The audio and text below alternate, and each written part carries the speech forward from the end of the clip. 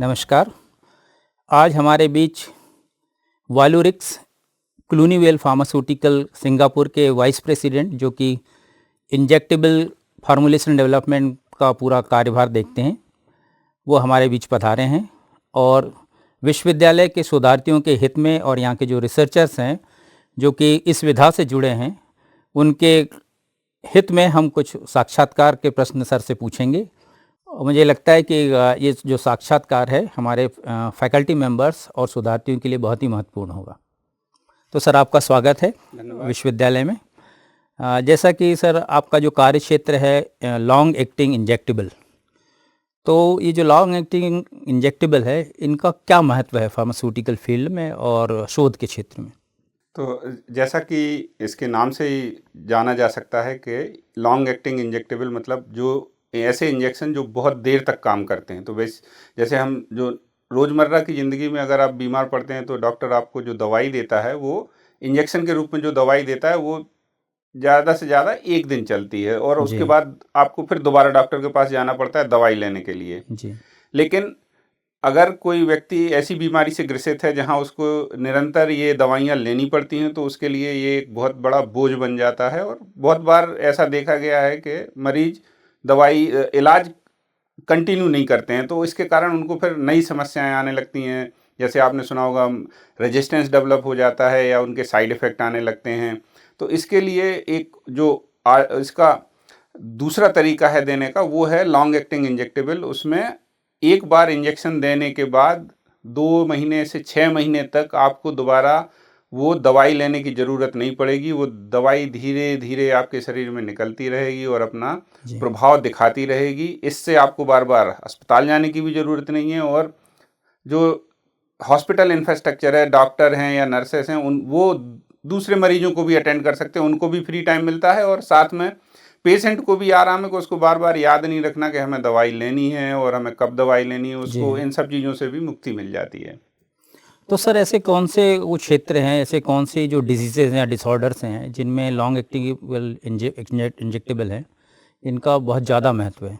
हाँ, ये अच्छा प्रश्न है क्योंकि हर एक बीमारी के लिए ये उपाय नहीं हो सकता जी। लेकिन ऐसी बीमारियां जहाँ पे दवाई लेना ज़रूरी ही है जब तक कि मरीज जिंदा है, जैसे कि जो दिमाग से जुड़े डिसऑर्डर हैं, सिजोफ्रेनिया है, पार्किंसन है, या जो इवन जैसे जो ब्लड प्रेशर की बीमारी है या डायबिटीज़ है, इनका कोई इलाज तो है नहीं। तो इनके लिए क्या है कि आप इनको सिर्फ दवाइयों के जरिए आप कम कर सकते हैं या उनको मैनेज कर सकते हैं, तो आप अपनी रोज़मर्रा की ज़िंदगी नॉर्मल तरीके से बिता सकते हैं।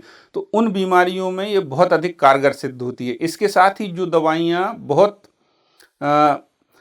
शक्तिशाली होती हैं, जिनका कि डोज बहुत कम होता है, 2 मिलीग्राम 5 मिलीग्राम, जिनको रोज़मर्रा की ज़रूरत होती है, तो उन दवाइयों को इस लॉन्ग एक्टिंग इंजेक्टेबल में बदलना आसान होता है क्योंकि ये एक निश्चित मात्रा में ही आप मानव शरीर के अंदर कोई चीज़ इंजेक्ट कर सकते हैं। ऐसा नहीं है कि आप 50 ग्राम इंजेक्ट कर देंगे, लेकिन 2 या 3 आपने आमतौर पे भी देखा होगा कि इंजेक्शन जब भी दिया जाता है तो ज़्यादा से ज़्यादा 4-5 ml दवाई इंजेक्ट की जाती है, तो उतना ही इसमें भी इंजेक्ट किया जा सकता है। तो आप अब 2 महीने की बराबर आप दवाई दे रहे हैं, तो उतने वॉल्यूम में अगर आप अपनी दवाई बना सकें तो उसको फिर लॉन्ग एक्टिंग इंजेक्टेबल में बदला जा सकता है।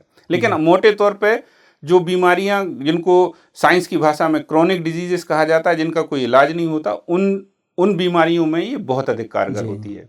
तो क्या ये बीमारी कुछ स्किन से रिलेटेड है या ऐसी कौन सी, मतलब हाँ, जो हमारी के लिए या जो हमारी कंपनी का जो उत्पाद है वो एक स्किन की बीमारी से है, जो कि मनुष्य को प्रकाश में आने से उसकी समस्या शुरू होती है। जैसे ही उनके शरीर पे सूर्य की रोशनी पड़ती है और उसमें रिएक्शन स्टार्ट होती है और उनको बहुत असहनीय दर्द होता है और इससे मतलब मनुष्य की ज़िंदगी पूरी तरह से एक बंद कमरे में गुजरती है, वो प्रकाश में जा ही नहीं सकता और ये एक ऐसी बीमारी है जिसका कोई इलाज नहीं है। तो हमारी कंपनी ने सबसे पहले पूरी दुनिया में ये पहला प्रोडक्ट है जो कि सरकारों और रेगुलेटरी एजेंसीज अमेरिका और यूरोप और ऑस्ट्रेलिया ने इसको मंजूरी दी है इस बीमारी के लिए, जिसको EPP बोलते हैं। और इनसे उन हजारों मरीजों को फायदा हुआ है जो कि आज तक बंद कमरे में अपनी ज़िंदगी जी रहे थे या सिर्फ रात के अंधेरे में ही जो बाहर निकल सकते थे, उनने कभी दिन का उजाला नॉर्मल मनुष्य की तरह से नहीं देखा। उन लोगों के लिए ये एक वरदान है और वो इस उत्पाद को लेने के बाद आराम से अपनी ज़िंदगी एक सामान्य मनुष्य की तरह बिता रहे हैं। और ऐसे हम लोगों ने अब तक लगभग 8 से 10 हज़ार मरीजों का इलाज किया है। और ये प्रोडक्ट ऐसा है कि आपको हर 2 महीने में एक बार लेना है। तो आपने एक इम्प्लांट लगवा लिया, उसके बाद आप 2 महीने तक नॉर्मल अपना जीवन जिएंगे। उसके बाद 2 महीने बाद आप पुनः डॉक्टर के पास जाएंगे और फिर से अपना अगला डोज ले लेंगे। और इसी तरह से चलता रहता, क्योंकि ये बीमारियां ठीक होने वाली बीमारी नहीं है कि आप पूरी तरह से, जैसे इन्फेक्शन होता है तो आप इन्फेक्शन से मुक्त हो गए फिर आपको दवा लेने की ज़रूरत नहीं। लेकिन क्रोनिक डिजीज में ऐसा नहीं होता, आपको दवाई लगातार लेनी पड़ती है। तो सर, जैसा आपने बताया कि ये तो बहुत ही महत्वपूर्ण क्षेत्र है, विशेष तौर पे उन बीमारियों में जहाँ पे दवाइयों का लेना बड़ा मुश्किल है। तो भारतीय जो शोधार्थी हैं या कुछ रिसर्च ग्रुप्स हैं या बहुत सारे रिसर्च ऑर्गेनाइजेशन हैं, उनका इस क्षेत्र में क्या योगदान है और किस तरीके से वो आगे बढ़ रहे हैं लॉन्ग एक्टिंग इंजेक्टेबल? भारत में भी बहुत सारी ऑर्गेनाइजेशन इस क्षेत्र में काम कर रहे हैं। मुझे याद आता है जैसे भारत में ट्यूबरकुलोसिस एक बहुत बड़ी समस्या है और इसमें ऑल्दो ये बीमारी ऐसी नहीं है कि ठीक नहीं हो सकती, लेकिन इलाज बहुत लंबा होता है जी। कम से कम 5 से 6 महीने के लिए। और इसमें सबसे ज़्यादा समस्या ये आती है कि मरीज बीच में दवाई लेना बंद कर देता है और फिर उसमें रेजिस्टेंस, एंटीमाइक्रोबियल रेजिस्टेंस डेवलप हो जाता है। उस केस में भी CDRI लखनऊ में अपने ही विभाग के एक पुराने छात्र हैं डॉक्टर अमित मिश्रा, उनने इसी तरह का एक डोज डेवलप किया है जो कि लंग्स के द्वारा लिया जाता है। तो उनने एंटी ट्यूबरकुलर ड्रग्स को पॉलीमर में एम्बेड करके माइक्रोस्फीयर बनाए जो कि लंग्स के थ्रू, क्योंकि आप दवाई को वहाँ दो जहाँ उसकी ज़रूरत है। तो अगर ट्यूबरकुलर इन्फेक्शन लंग्स में है तो उनने सीधे माइक्रोस्फीयर लंग्स में दे दिए और वो वहाँ पे पड़े रहते हैं, धीरे धीरे डिग्रेड होते रहते हैं और ट्यूबरकुलोसिस के बैक्टीरिया को मारते रहते हैं। तो उनका क्लिनिकल ट्रायल चल रहा है अभी। और जैसे कि नेशनल इंस्टीट्यूट ऑफ इम्यूनोलॉजी में उनने यही प्रयोग वैक्सीन्स के ऊपर दोहराया कि हम वैक्सीन को पार्टिकल के साथ देंगे तो वैक्सीन धीरे धीरे एक्ट करती रहेगी। और अभी जैसे एक डोज दिया जाता है उसके बाद उस पर हम डिपेंड करते हैं कि वो मेमोरी सेल में चला जाएगा और जब वो पुनः इन्फेक्शन आएगा तब वो आएगा। लेकिन दूसरी तरह की बीमारियों में भी इस तरह के प्रयोग किए जा रहे हैं। कुछ कंपनियां भी इस तरह के प्रोडक्ट में आगे हैं, सन फार्मा और नेटको फार्मा जैसी कंपनियां भी इस तरह के उत्पाद बाजारों में ला रही हैं। लेकिन इसका भारत जैसे देश में जहाँ पे इन्फेक्शन बहुत ज़्यादा होता है और लोगों में दवाइयों का जो पूरा डोजिंग रेजिमेन है वो पूरा करने की प्रवृत्ति नहीं है, वो बीच में ही इलाज छोड़ देते हैं कि हमें फ़ायदा हो गया बस अब हम इसके आगे दवाई क्यों लें जी। तो उस केस में ये इस तरह की थेरेपी बहुत कारगर होगी कि आपने पूरा जो डोज है वो एक बार में दे दिया, अब आप उसको निकाल नहीं सकते, आपका तो डोज खत्म हो गया, अब अपने आप ही वो डिग्रेड होके आपको ठीक कर देगा जी। तो उससे कि जो पेशेंट ड्रॉप आउट हैं या जो रेजिस्टेंस की समस्या है वो भी खत्म हो सकती है।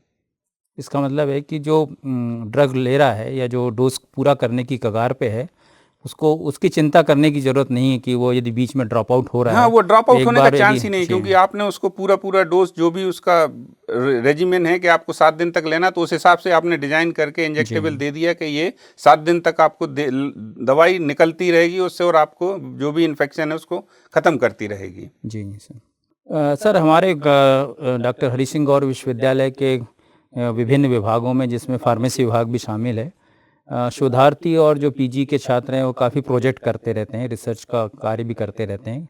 कुछ बच्चे उनमें से इंजेक्टेबल पे भी काम कर रहे हैं, तो उनके मार्गदर्शन के लिए आप क्या कहना चाहेंगे, किस वे में वो आगे बढ़ें?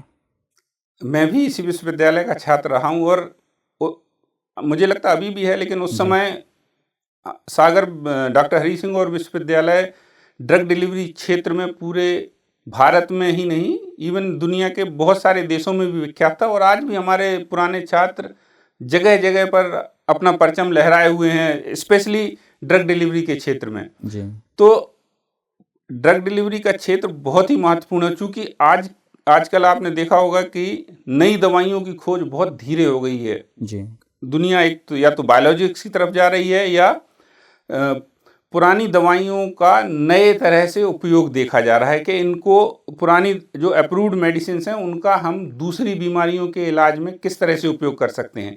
वहाँ भी ड्रग डिलीवरी का बहुत महत्व है, क्योंकि अगर एक एक दवाई एक बीमारी को एक तरह से ठीक करती है तो जरूरी नहीं है वो दूसरी बीमारी को ठीक कर सकती, लेकिन उसके लिए फार्मूलेशन चेंज करनी पड़ेगी और वहाँ पे ड्रग डिलीवरी आपकी पिक्चर में आती है। और अगर आप उसको सही तरीके से फार्मूलेट करके दे सके तो उससे बहुत सारी बीमारियां ठीक की जा सकती हैं और कर भी रहे हैं। बहुत सारे रिसर्चर्स देख रहे हैं कि किस तरह से हम पुरानी दवाइयों को ही नई बीमारियों के इलाज के लिए उपयोग करें।